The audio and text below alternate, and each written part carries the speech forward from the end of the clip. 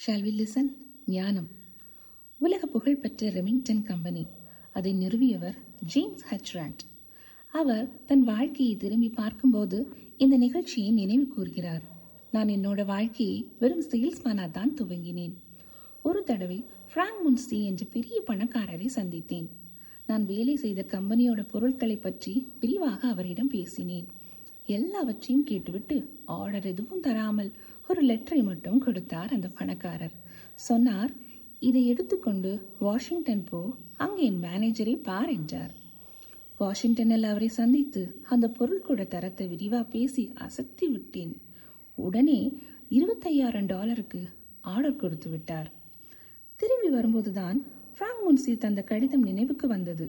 என்னதான் அவர் அதில் எழுதியிருப்பார் என்று அதை பிரித்து பார்த்தார்.